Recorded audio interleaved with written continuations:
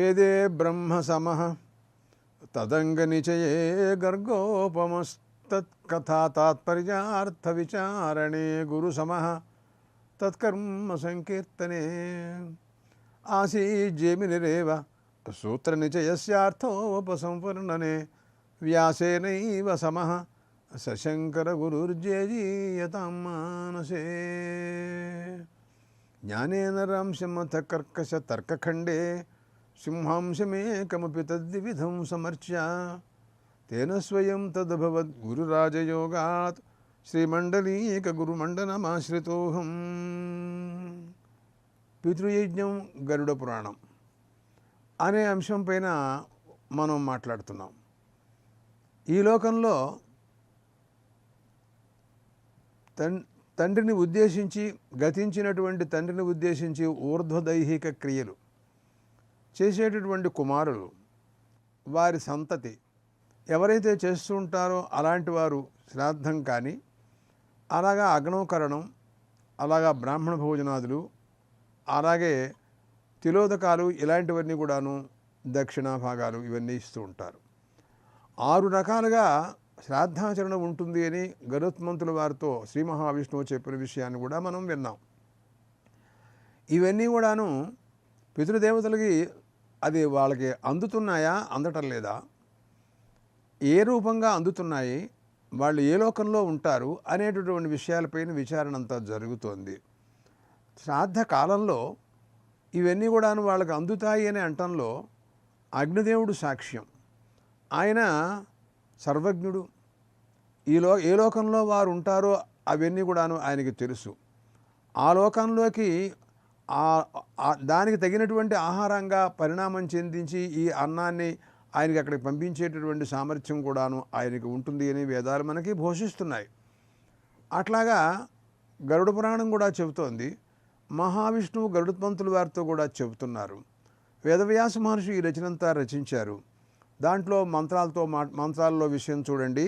ఏషతే తత మధుమాగుం ఊర్మి సరస్వాను యావానగ్నిశ్చ పృథివీ చ తావత్ యస్య మాత్ర తావతీంత ఏతాం మాత్రాం దదామి అని అంటున్నాడండి.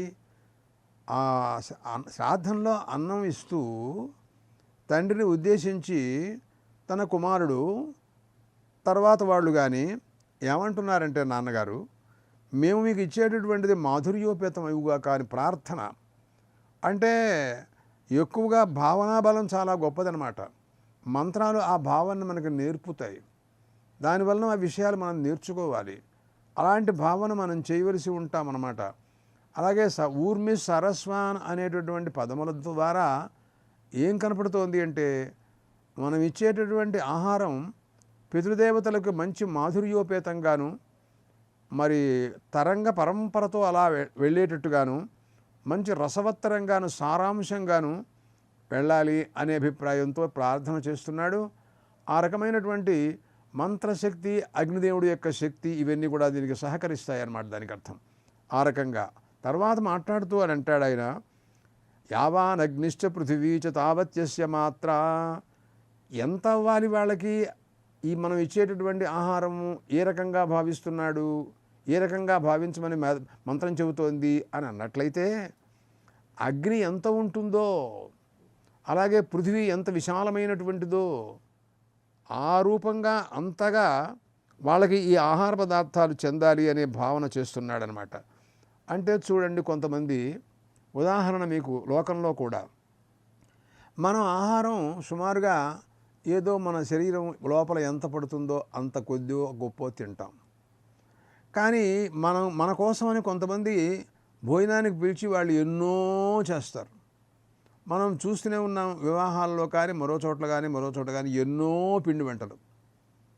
కానీ అవన్నీ మనం తినేది లేదు, తినలేము, తింటే పడదు. వాడికి మొన్నాడు అనారోగ్యం చేస్తుంది, డాక్టర్ దగ్గరికి వెళ్తాడు, ఆసుపత్రిలో ఉంటాడు. కానీ వాళ్ళు ఇవన్నీ కూడాను ఎందుకన్నీ చేసి మనకు చూపిస్తున్నారంటావు? మనం అవన్నీ తింటాము అనే ఉద్దేశంతో చేస్తున్నారంటావా? లేదు, ఒక్కొక్క వివాహ విషయంలో చూసినట్లయితే గౌరవం కోసం ఇవన్నీ చేస్తూ ఉంటారు. అంతేగాని అవన్నీ తినరు. అంటే ఇన్ని చేశాము అని వాళ్ళు ఆనందపడితే ఎన్నో చేశారండి, పాపం వాడు చాలా శ్రద్ధ అని మనం అనుకోవాలి. వాళ్ళ పట్ల మనకి చాలా అభిమానం పెరగాలి. అలాగా ఉంటూ ఉంటాయి కొన్ని. అట్లా ఇక్కడ కూడా విశాలమైనటువంటి భావం మాట్లాడుతున్నాడు అనమాట. మాత్రా శబ్దం కూడా పెట్టాడండి. మాత్ర అంటే పరిమాణం అన్నమాట. మాత్ర పరిమాణం అంటే ఎంత పరిమాణం పృథివీ, ఎంత అగ్నిదేవుడు ఎంత పరిమాణంలో ఉంటాడో అంతగా ఈ ఆహార పదార్థాలన్నీ కూడాను నీకు చెందాలి అని అన్నాడండి. ఏమండి, ప్రపంచంలో దేవతలు చాలామంది ఉన్నారు, ఈ అగ్నిదేవుడినే పట్టుకున్నారేంటి మీరు? పృథివీ ఉంది, జలం ఉంది, తేజస్సు, వాయువు, ఆకాశం, కాలం, దిక్కు, ఆత్మ, మనసు, మూడని పదార్థాలు ప్రపంచంలో ఉన్నాయి. అటువంటి వాటన్నిటిని విడిచిపెట్టేసి ఈ పృథివీని తీసుకున్నారేమిటి మంత్రంలో? ఏమిటి దీని ఉద్దేశ్యం ఏమిటి? ఆ హృదయం, మంత్ర హృదయం ఏమిటి? మంత్రద్రష్ట యొక్క అభిప్రాయం ఏమై ఉంటుంది అని మనం ఆలోచించినట్లయితే, నాయనా నీకు ఒక్క విషయం చెబుతాను విను. ఏమిటంటే, నువ్వు ఆహారం పితృదేవతలకు ఇస్తున్నావు. అది కదా ఇక్కడ ప్రధానమైనటువంటి అంశం. పితృదేవతలు ఎక్కడ ఉన్నారో తెలిసినటువంటి వాడు అగ్నిదేవుడు ఒక్కడే. ఆయనకి తెలుసు, అడ్రస్సులన్నీ తెలుసు ఆయనకి.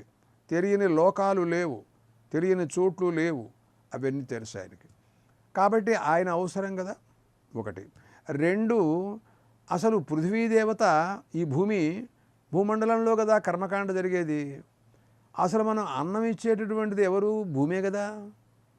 నువ్వు రేపొద్దున ధాన్యం అన్నం వండుతున్నావు అంటే ధాన్యం భూమిలోంచి పండుతున్నాయి. అక్కడి నుంచి శ్రాద్ధంలో అనేక పదార్థాలు చేస్తున్నావు, అవన్నీ కూడా భూమిలోంచి వచ్చేవే. మినుగులు, పెసలు, ధాన్యం.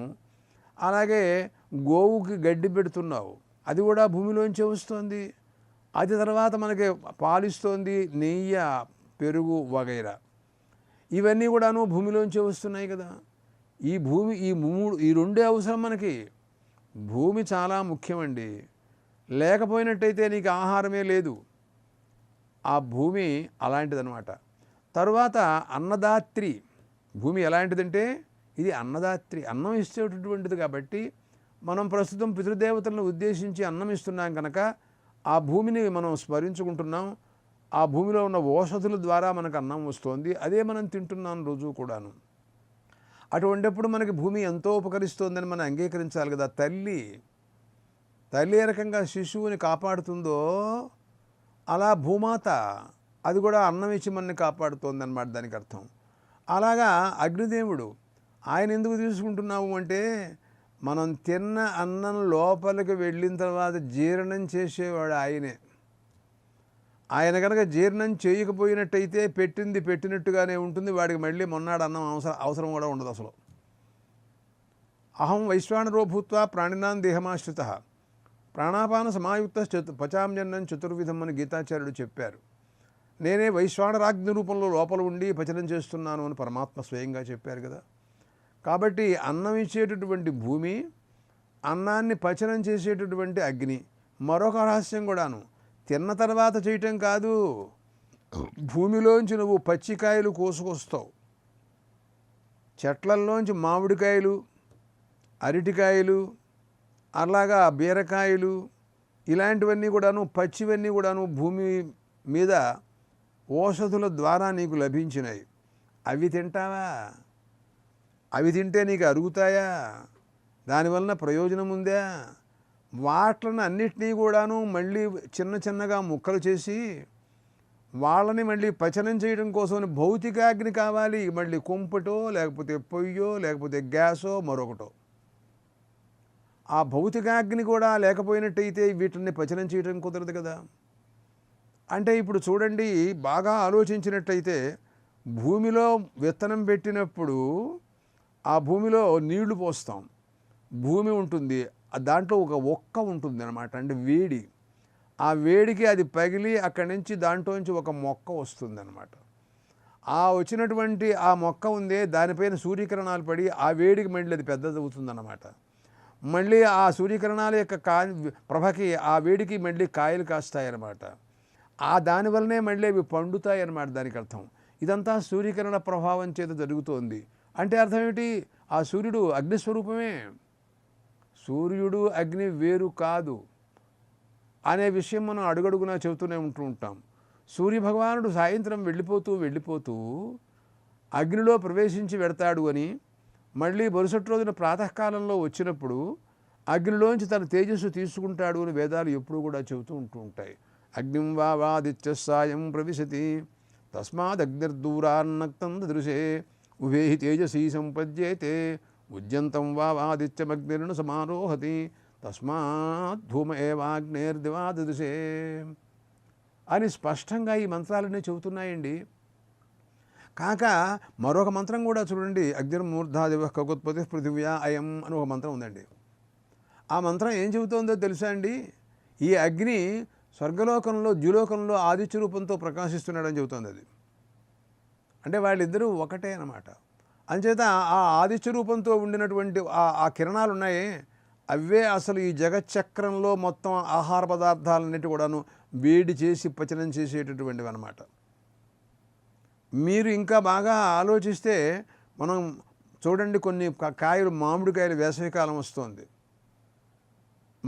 మన ఈ ప్రాంతంలో ఎక్కువగా ఆ కాయలు మనం అనుభవిస్తూ ఉంటాం.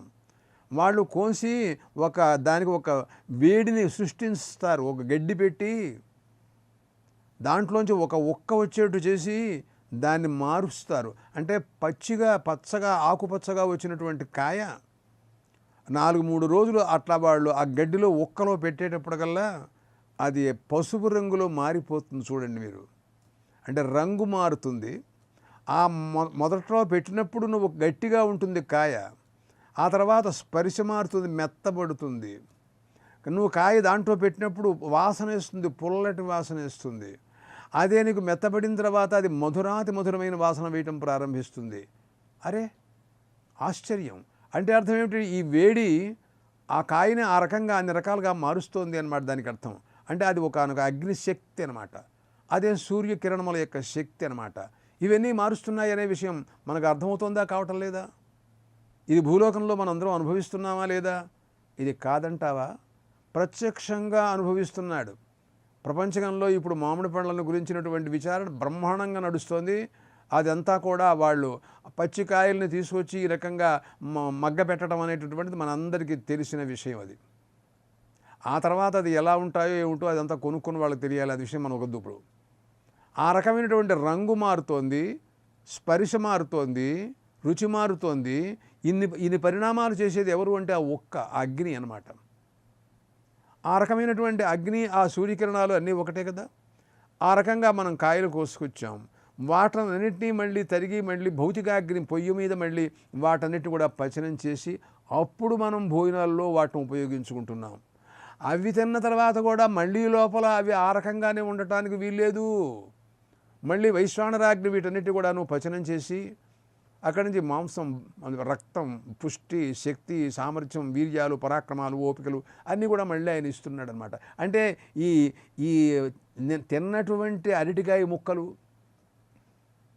తిన్నటువంటి గారెలు, తిన్నటువంటి పనసకాయ పొట్టు కూర, ఇవన్నీ మారిపోయి రక్తరూపంగాను, మాంసరూపంగాను, భూమికల రూపంగాను మార్చేస్తున్నాడు లోపల మళ్ళీ వైశ్వానరాగ్ని రూపంలో ఉండి. దాన్ని కూడా ఒప్పుకుంటావా, ఒప్పుకోవా? ఒప్పుకోకపోతే నీ లోపల పొట్టలోవి అట్టగే ఉంటుంది. అది అలాగే ఉంటే అది అరగదు. రాత్రికి ఆహారం లేదు, వీడు తినడు. మొన్నాడు కూడా అట్లాగే ఉంటాడు. వారం రోజులైనా అన్నం తిండు వీడు. ఆసుపత్రిలో పడేస్తారు. ఇంతే సంగతులు చిత్తగించవలను. కాబట్టి దీని అంతటినీ ప్రత్యక్షంగా మనం అంగీకరిస్తున్నాం కదా. అలాగే ఈ ఆహార పదార్థాన్ని పరిణామం చేసి మార్పు చేసి అగ్నిదేవుడు శ్రాద్ధంలో ఇచ్చినటువంటి అన్నాన్ని ఆ ఎక్కడ దేవతలు ఎక్కడుంటారో వాళ్ళని తెలుసుకున్నటువంటి మహాజ్ఞాని అయినటువంటి మహాత్ముడు ఆయన అగ్నిదేవుడు వాళ్ళకి అందజేస్తున్నాడు. అంటే దాన్ని నేను అంగీకరించను అని అంటాం ఎంతవరకు అది యోగ్యంగా ఉంటుందో మీరు చెప్పాలి. ఆ విషయం నేను చెబితే ఆక్షేపించినట్టుగా ఉంటుంది. ఇదంతా ఆక్షేపణతోనే ఈయన ఉపన్యాసం అంతా నడుస్తోంది అండి. రేపొద్దున నా మీద కంప్లైంట్లు వస్తాయి. మీరు చెప్పండి. నేను ఈ రకమైనటువంటి ప్రతిపాదన నేను చేశా, దీన్ని మీరు అంగీకరిస్తారా, అంగీకరించరా? అంగీకరించను అంటానికి వీలు లేకుండా నేను ప్రతిపాదన చేస్తున్నా. అంగీకరించక తప్పదు కదా. అటువంటిప్పుడు ఇది అతీంద్రియ విజ్ఞానం. మీరు ఈ లోకాన్ని బట్టి మిగతావన్నీ కూడాను జాగ్రత్తగా చూసుకోవాలి. మనం చచ్చిపోయిన వాళ్ళ కోసమే ఆహారం ఇస్తున్నాం కానీ బతికిన వాళ్ళకి ఇవ్వటం లేదు కదా. మన వాళ్ళ యొక్క ఆక్షేపణ ఏమిటి? ఢిల్లీలో మా వాడు బతికున్నాడు, వాడికి అన్నం లేదు, ఇక్కడ భోజనం పెట్టి ఎవరికైనా వాడికి ఆకలి తీరుతుందేమో నేను చూస్తాను అని మన మీద పూర్వపక్షం. అంటే జీవించున్న వాడిని గురించి వాడు పూర్వపక్షం చేస్తున్నాడు. మన శాస్త్రం ఏమని చెబుతున్నాం? మనం జీవించిన వాళ్ళ గురించి మనం మాట్లాడట్లేదు, అసలు చచ్చిపోయిన వాళ్ళ గురించి మాట్లాడుతున్నాం. ఊర్ధ్వదైహిక క్రియ అని దీనికి పేరు. చూశారా? కాబట్టి ఏషతే తతముధుమాగం ఊర్మి సరస్వాను యావాన్ అగ్నిశ్చ పృథివీ చ తావత్యస్య మాత్ర తావతి ఇంత ఏతాం మాత్రాం దదామి. నాన్న, నీకు నేను అంత ఇస్తున్నానయ్యా అంటే అతని భావనా బలం. నిజంగా తండ్రి కుమారులు జీవించున్నప్పుడు వాళ్ళిద్దరికీ ఎట్లా ఉందో నాకు తెలియదు, కానీ లోకంలో విభేదించిన వాళ్ళు ప్రపంచంలో చాలామంది ఉన్నారు. తండ్రి మొహం కొడుకు చూడు, కొడుకు మొహం తండ్రి చూడు. వాడే లోకంలో వాడెక్కడో ఇతర దేశాల్లో ఉంటాడు, వీడి లోకంలో ఉంటాడు, వాడికి అసలు ఏమీ లేవు. అదంతా వద్దు మనకి. ఇప్పుడు ప్రస్తుతం వాడు శ్రాద్ధం పెడుతున్నాడు. పెట్టేటప్పుడు ఈ మంత్రంతో నేను ఇస్తున్నాను అని చెబుతున్నాడు. ఈ మంత్రార్థం ఇలా కనపడుతోంది. ఎంత ఔదార్యం, ఎంత విశాలమైనటువంటి భావాలు, ఏ రకంగా భావన చేస్తున్నాడు తండ్రిని గురించి అనే విషయాన్ని మనం అంగీకరించక తప్పదు. మంత్రార్థం అలా కనపడుతోంది కాబట్టి. అంటే అన్నానికి కారణమైనటువంటి పృథివీ, ఆ పృథివీ లేనిదే మనకు అన్నం లేదు కదా. అది ఎంత ఉంటుందో అంతగా నేను భావించిన అన్నానికి ఇస్తున్నాను అని చెబుతున్నాడండి. చాలు ఆ మాట.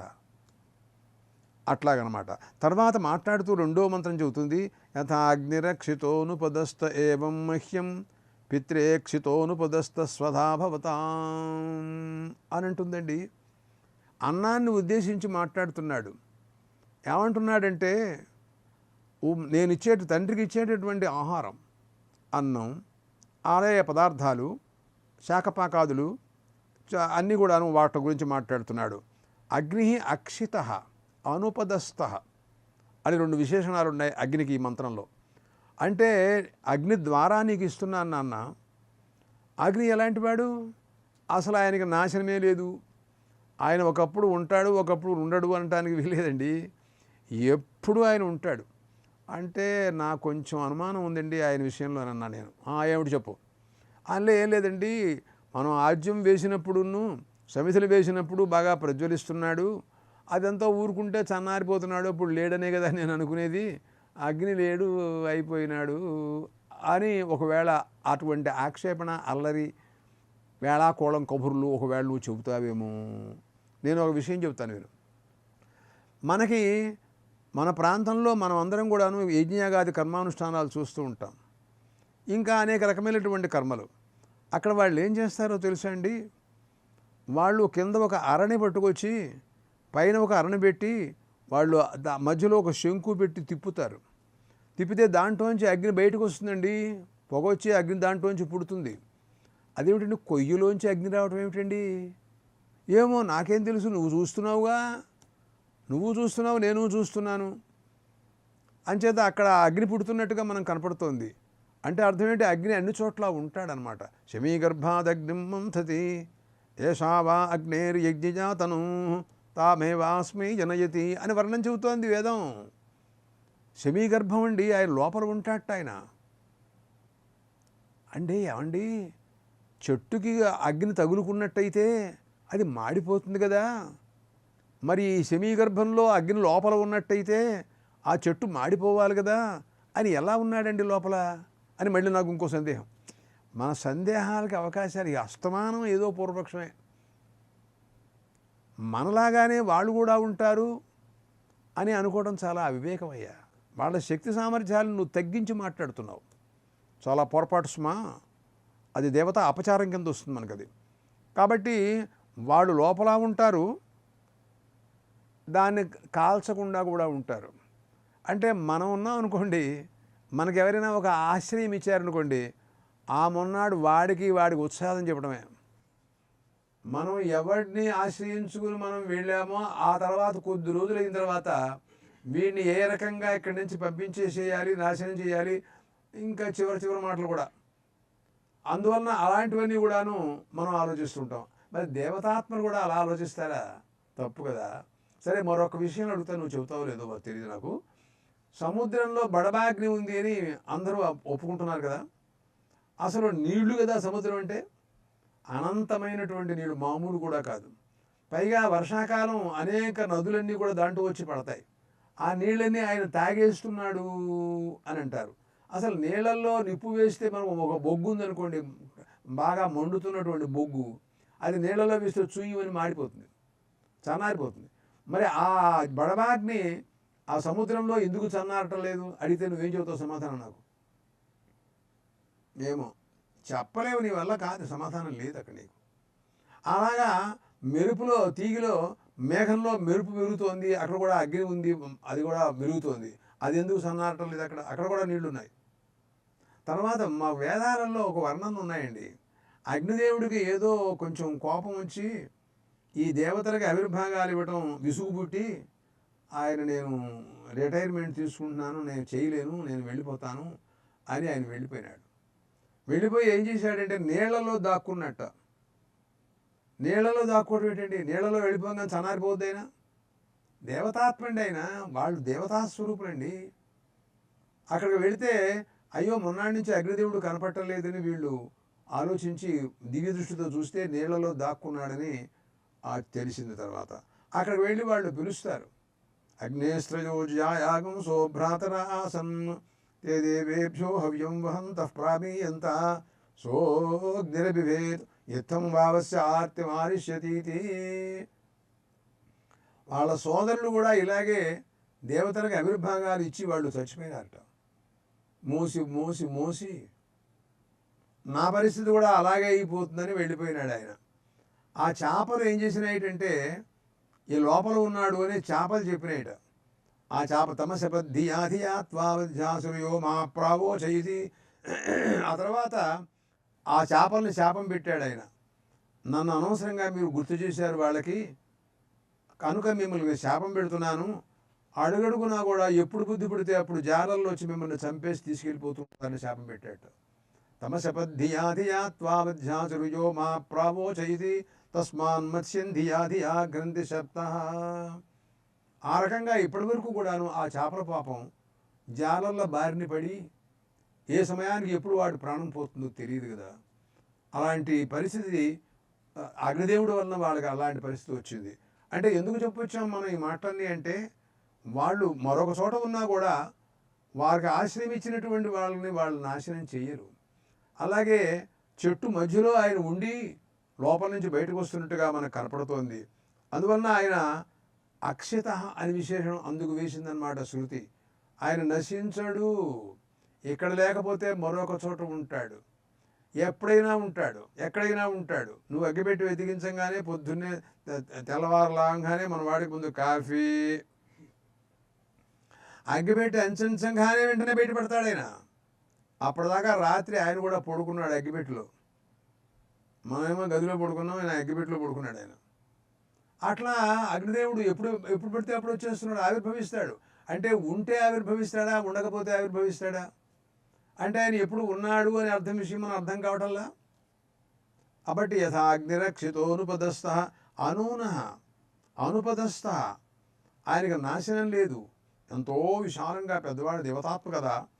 ఏవం మహ్యం పిత్రేక్షితోనుపదస్థ స్వదాభవతాం.